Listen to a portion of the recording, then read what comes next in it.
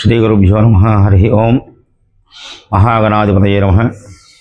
वंदे विश्वादिकं शान्तमनाधिनिधनं शिवं सकलनिष्कलङ्कं च शक्तिज्ञानक्रियात्मकं गुरून् परान् परान् नत्वा गुरुवंशः क्रमोदितान् सदाशिवमनन्तं च श्रीकण्ठः पुनरम्बिकां वहं विष्णुं च दातारं स्वरे सप्तगुरुं क्रमात् श्री सदाशिवादिसप्तगुरुभ्यो नमः।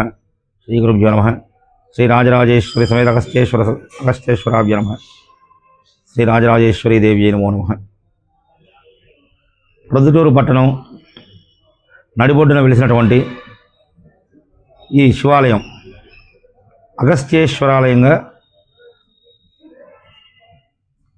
నామధేయంతో ప్రసిద్ధిగాంచినది. ఈ ఆలయంలోని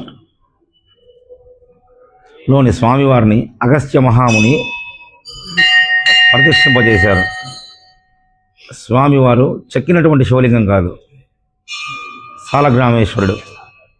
స్వామివారిని అగస్త్య మహాముని గండకీ నదీ తీర ప్రాంతం నుంచి తెచ్చి ప్రతిష్ఠ చేశారన్నటువంటి ఒక చరిత్ర ఉంది.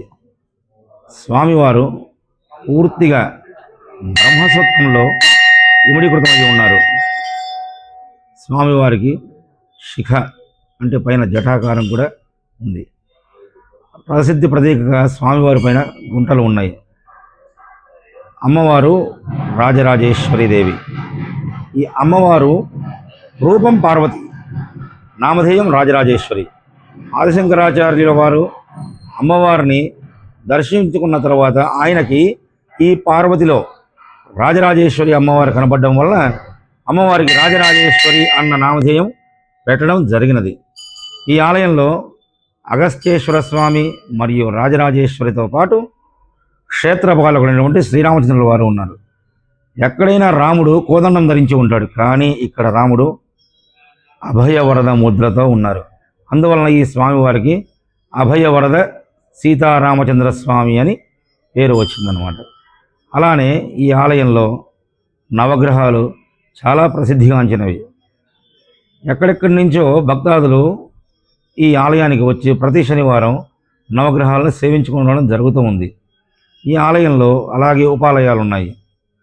గణపతి, భీమలింగేశ్వరుడు, సుబ్రహ్మణ్యేశ్వరుడు, పార్వతి, ఆదిశంకరాచార్యుల వారు, అయ్యప్ప స్వామి, నాగులు ప్రతి ఒక్కటి కూడా ఈ ఆలయంలోకి వచ్చిన తర్వాత చాలా విశేషంగా భక్తులకి ఈ కోరిన కోరికలన్నీ కూడా తీరాలి అంటే అగస్త్యేశ్వరుని సేవించుకుంటే చాలు, అమ్మవారిని సేవించుకుంటే చాలు.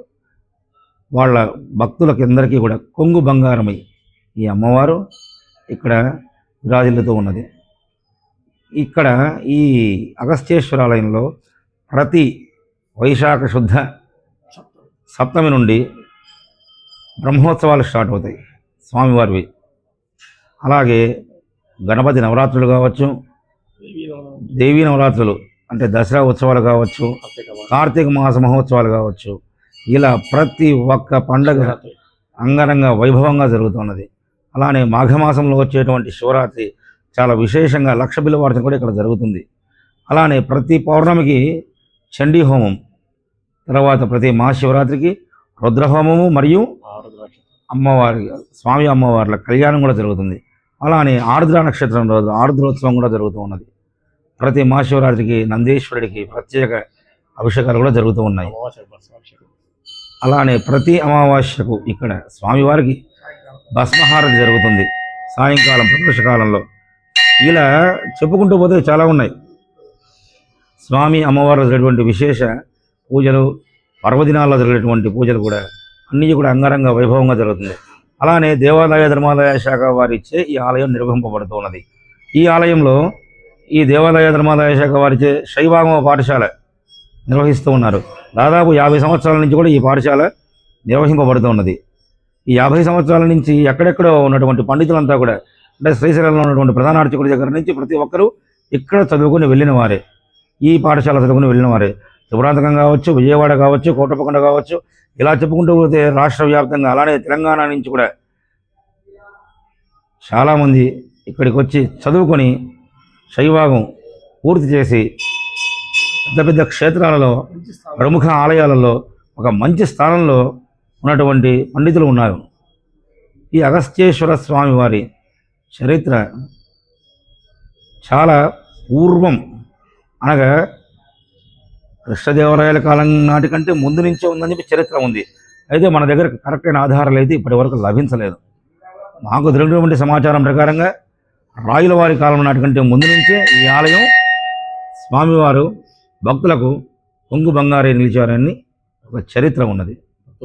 కావున భక్తులందరూ కూడా స్వామివారిని సేవించి, స్వామివారిని అమ్మవారిని దర్శించుకొని తీర్థప్రసాదాలు స్వీకరించి స్వామివారి కృపకు పాత్రులు కాగలని కోరుచున్నాము. ఓం నమః శివాయ.